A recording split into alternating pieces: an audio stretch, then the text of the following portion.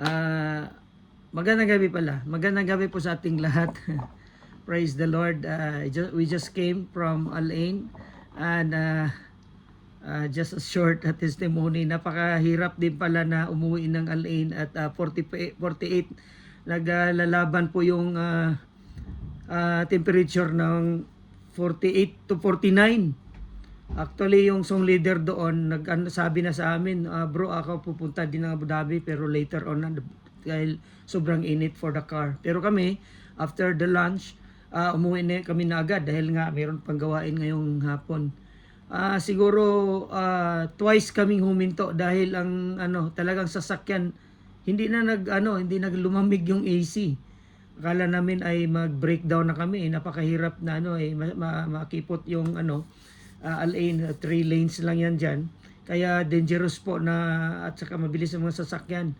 Kaya nag-rest kami ng ADNOC. Buti na lang umabot pa kami. Talagang walang AC na. Napakainit. 48, 47, 49. Ganun ang doon, ang temperature. At nakapahinga konti, 30 minutes. Then nag-forward na naman kami. Yun, medyo na naman ulit. So bito na naman kami na next ADNOC. Pasalamat kami and dumiretso na kami ng ng Musafa to kumbaga to top up AC. But thanks God dahil na survive namin po yung ang biyahe po namin. Talagang it's really very thankful to the Lord dahil nga akala na parang lalagnatin ako sa init at lamig kasi mainit din pupunta na lamig na naman. Praise the Lord, glory to God dahil matagumpay po nating nagawa ang nagampanan ng ating gawain doon sa Al-Ain at nakabalik po kami dito safe and sound.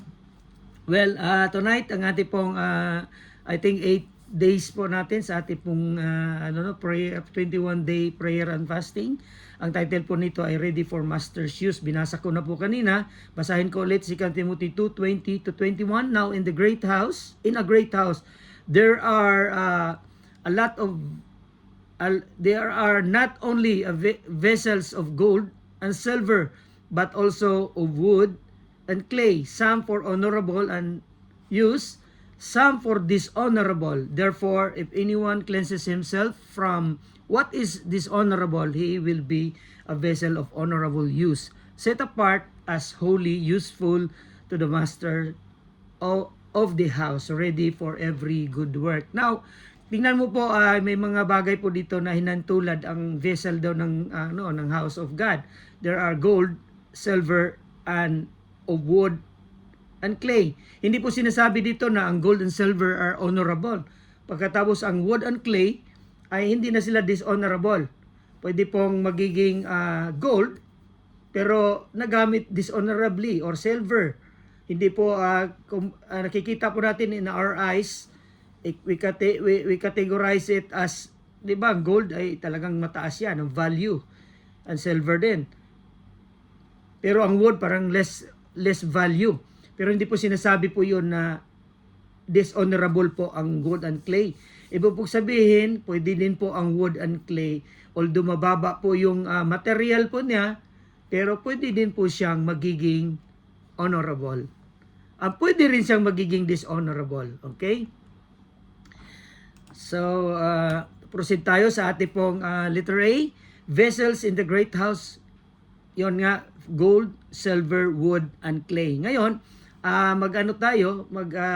magbigay tayo ng isang example na nakikita po natin, lalo na sa templo, nakita po natin na hindi po natin nabasa pala natin, hindi pa natin nakita, wala pa namang din nakikita sa ating generation ngayon. Ano po yung talagang physical na form ng Ark of the Covenant, which is our example tonight.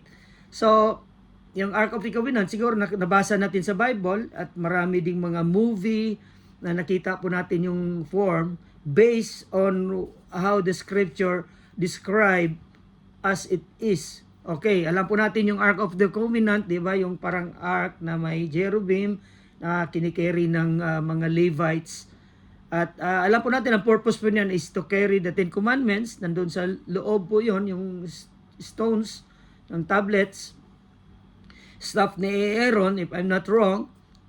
I think yung nakalagay doon sa ano sa Ark of the Covenant, that piece of manna, yung uh, doon sa loob yung ano yung while they are going from Egypt to Canaan, yung manna ay nilagyan din po doon as a remembrance or ano ang purpose nito, but yun po ang kinikerry ng Ark of the Covenant. So ngayon, ang construction material po ng Ark of the Covenant, kung basahin mo po yan way back sa ating pong Old Testament, hindi na po natin yun pupuntahan.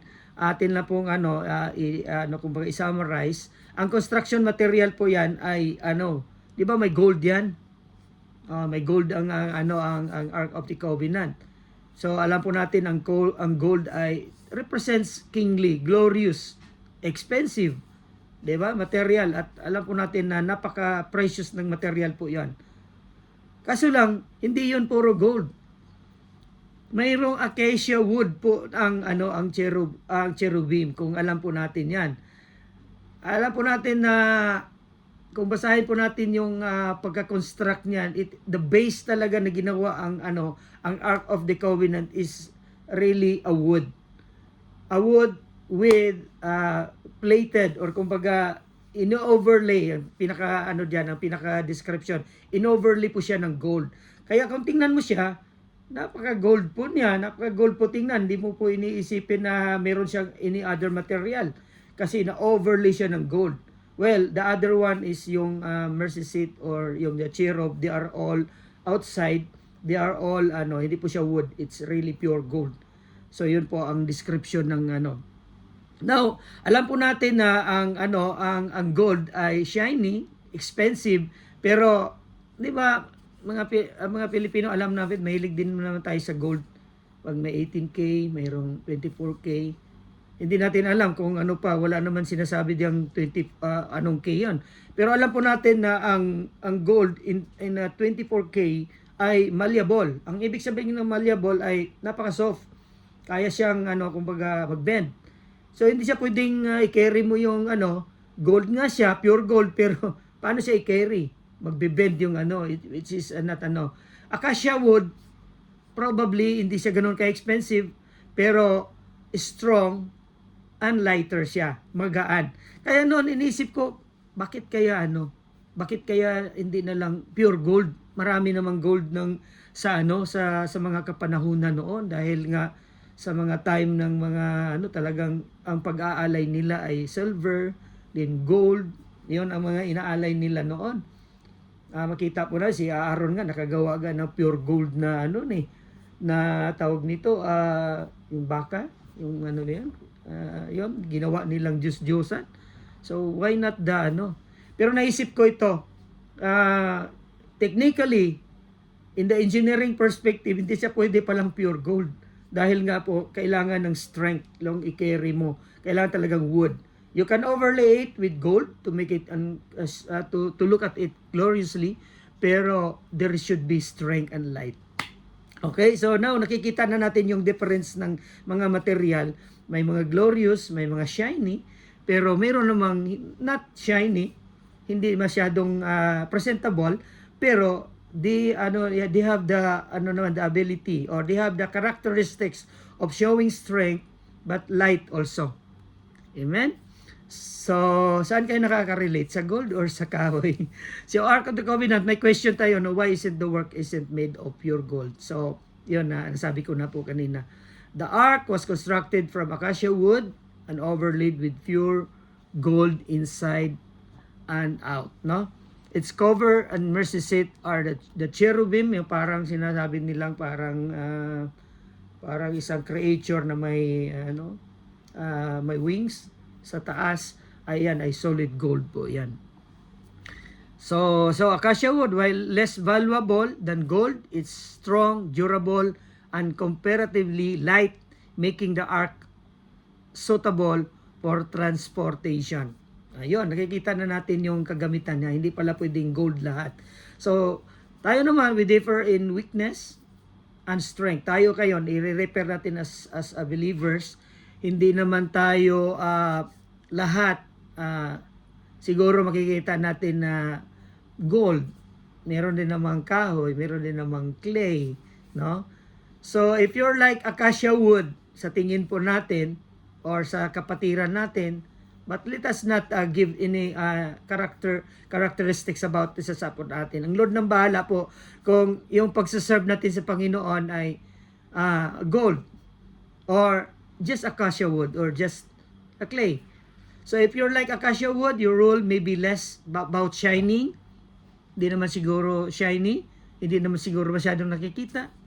But more about providing strength and mobility. Okay. So binigyan ko na lang example dito dahil nga po sa notes ko lang dapat ito pero sinulat ko na lang din po dito for record, no? Your Honor. Example, JL Transport Group. Sino po ditong willing sasali sa transport group? Hindi pa po nag-uumpisa ang ating services sa Saturday. Yung transport group, maagang maaga po yan. 6:45 if I'm not wrong, nandoon na sila sa center. Nagkakape, makain ng ng tinapay para po magbubuhat. At minsan nakakalungkot, minsan 3, 4 lang po. Nung last Saturday, natanong ko sila kasi ako dumiretso na din po ako doon sa Martoma. 3 lang sila, 4 lang minsan. Minsan. Hindi ko lang alam kung magpapagsalita sila ngayon at bigyan natin ng microphone. Baka sabihin nila, Kuya, baka 3, 2 lang. Napakabigat po ng mga gamit po natin. Pero sila, nandoon sila. At kasama na rin po doon ang SOS, iba mga membro po. Okay? So, meron din naman pong PIN, di ba? Ang PIN naman ay kilala nyo kung sino ang mga member ng PIN.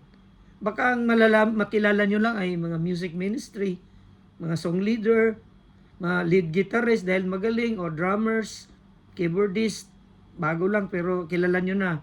Pero yung member ng PIN, kilala nyo ba po ang mga member ng MAN na sa likod na nagka-camera, nagsaset ng mga minsan di na natin nakikita, they are behind the scene. Scene before and after the event. Nakikita siguro natin before, kung maaga po tayo, nakikita na sila, aga-aga po nila, pawis-pawis na.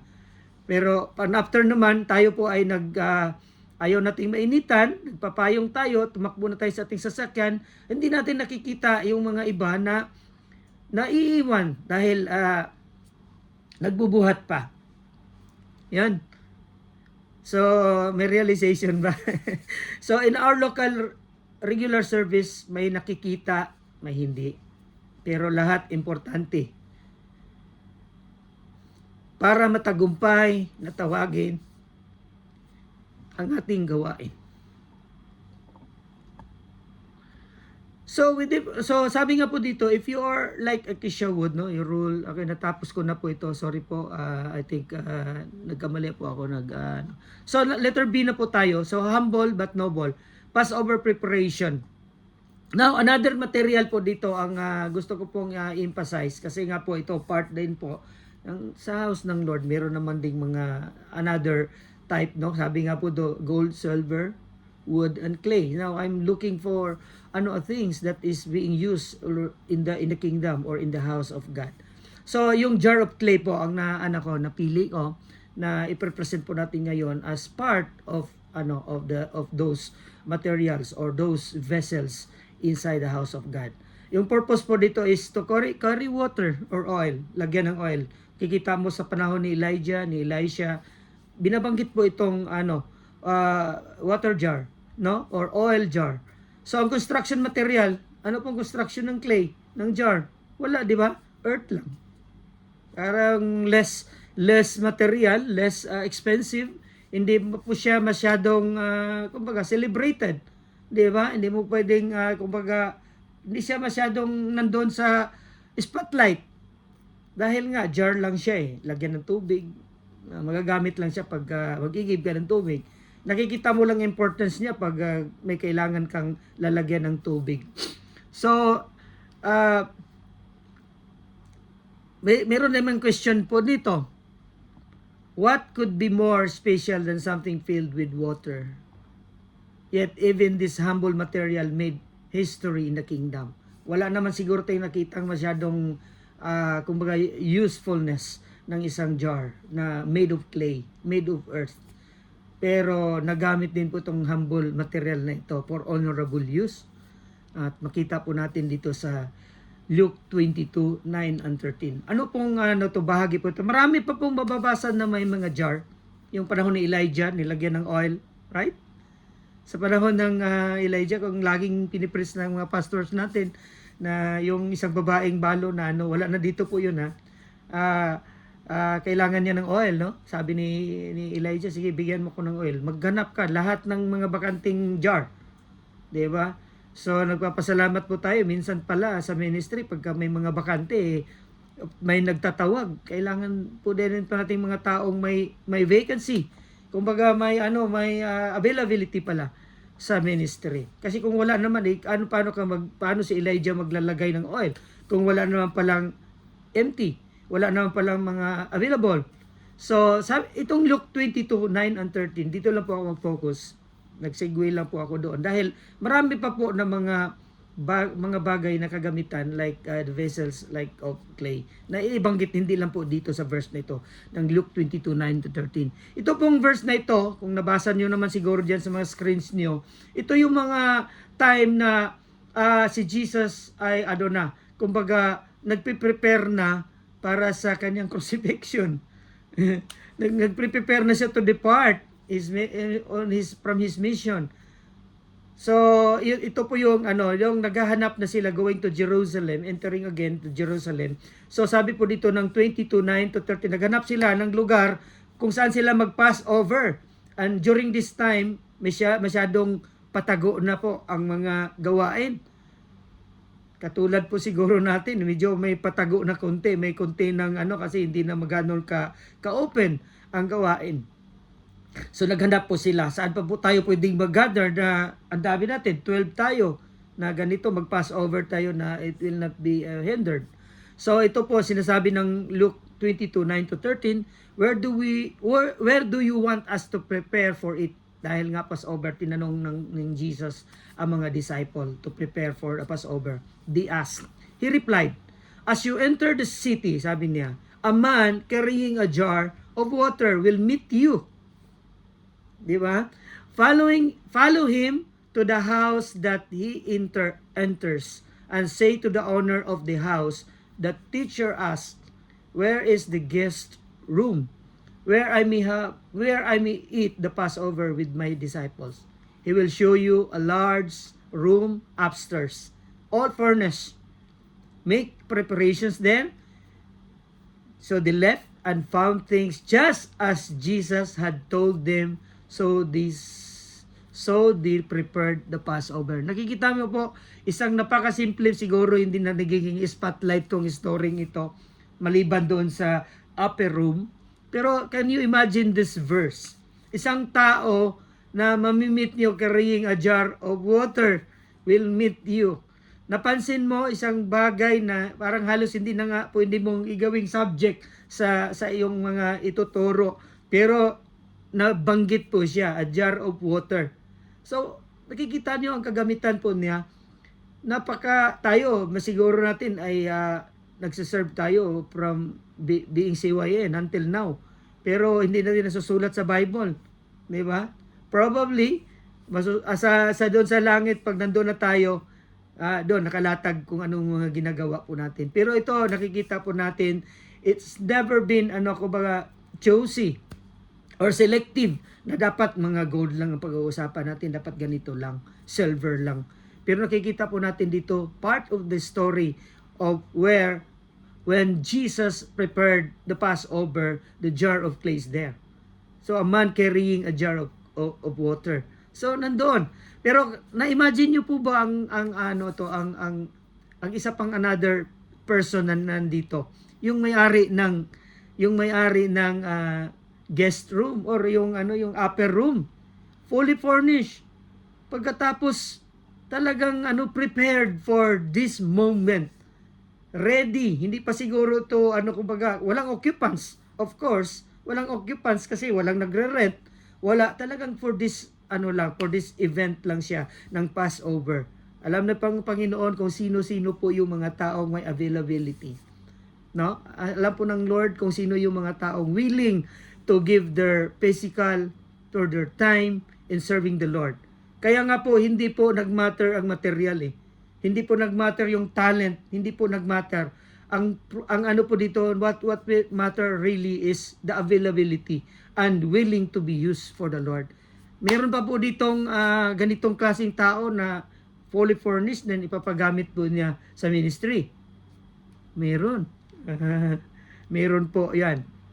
At na kung nakilala nyo po ang taong 'yon, si pagalan na natin si Brother Robert, na naalala nung mga kwento-kwento lang noon dahil nung nag-for good na siya,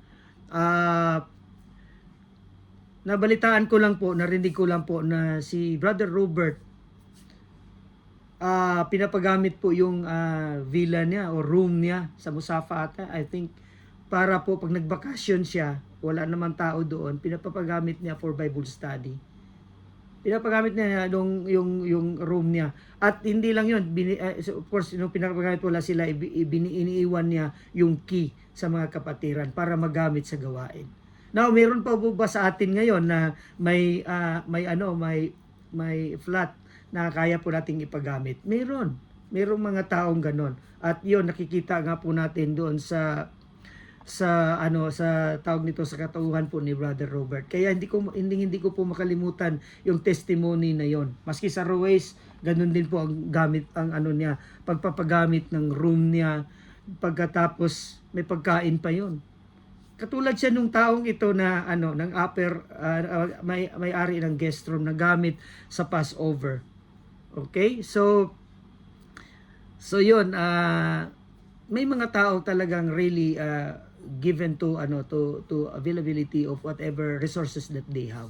In Jeremiah 18:1 and 6, this is the word that came to Jeremiah from the Lord: go down to the potter's house, and there I will give you my message. So I went down to the potter's house, and I saw him working at the wheel, but the pot he was shaping from the clay was marred in his hands. So the potters formed it into another pot, shaping it as seemed best to him.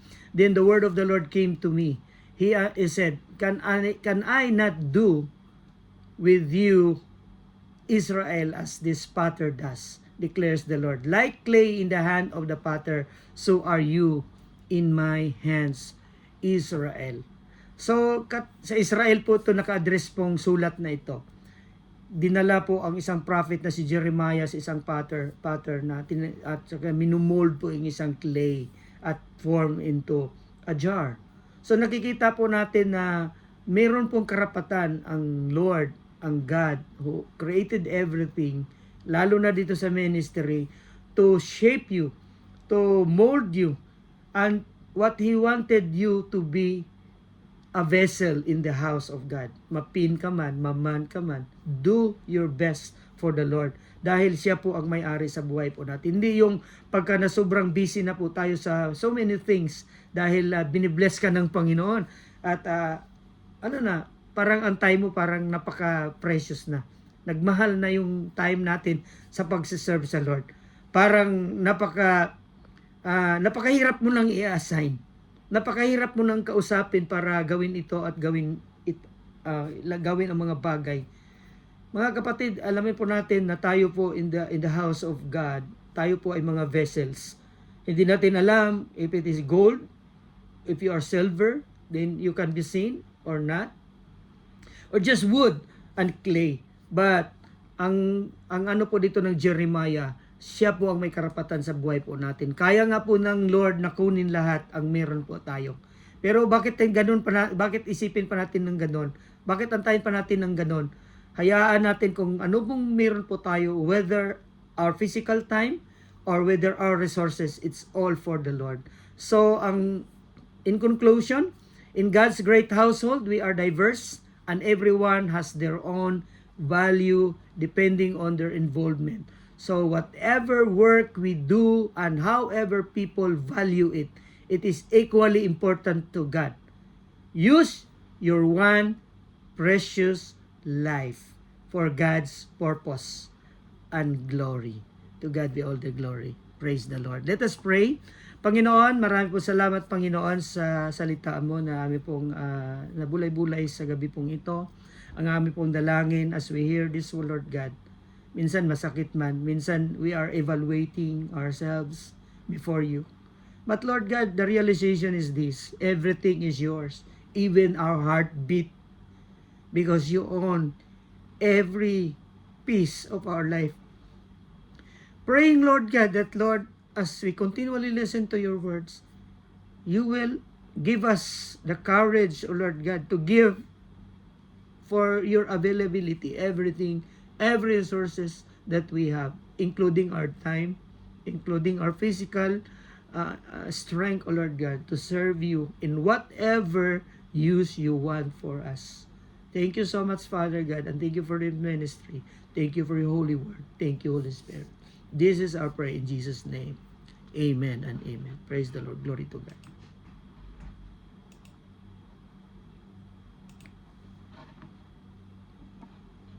Praise the Lord. Palakpakan po natin ang ating Panginoon.